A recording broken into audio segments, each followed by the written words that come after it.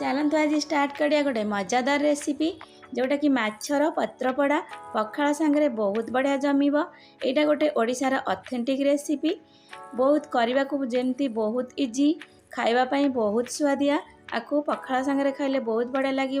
जदि मोर रेसिपी भल लगे लाइक शेयर कमेंट करेंगे एवं नुआ थिले मोर चैनल टी को सब्सक्राइब करने।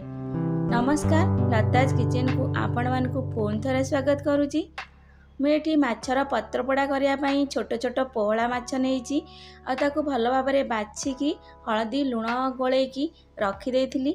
एबे सेतिरे सोरिष जीरा कंचा लंका रसुणर पेस्ट देदबा जोटा कि मुझे भिजेकी रखी सोरिष को ताकू बाटी नहीं से किछि कंचा लंका आउ टमाटो छोट छोट काटिकी आउ छोट छोट पियाज खंड स्वाद अनुसार लुण हलदी गुंड आउ सोरिष तेल देकी भल से गोले नवा।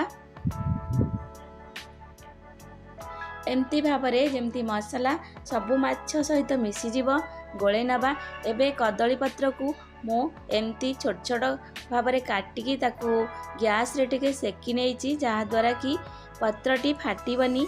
एमती भाव में सबुतक माछ को पत्र देदबा ताकू एमती फोल्ड करदबा। देखंतु एमती भाव में जमती कि फिटिबनी आमे ताकू फोल्ड करी गोटे सूतारे गुड़े की बांधी नवा। एई भली भाव में आम ताकू बांधी नवा। देखंतु एमती भाव में बांधी नवा। एबे गैस को ऑन करी प्यान बसेइबा। एटा चुली रे प्राय चुली रे होता है किंतु आमे एमती गैस रे प्यान रे भी घरे बनै परिबा। तेल टिके दे प्यान ने ताकू रखिकी घोड़नी घोड़े दबा गैस रो फ्लेम को सिम रे दबा। देखंतु मोर आधा घंटे परे गोटे पाख हो जाइतिला मु एबे ओल्टे की आरा पाख दे देली। एबे देखंतु फेर मोर आधा घंटा हो जाइची पूरा माछ रो पत्रपोड़ा करिया पे मते प्राय गोटे घंटा लागिची पूरा सिम रे।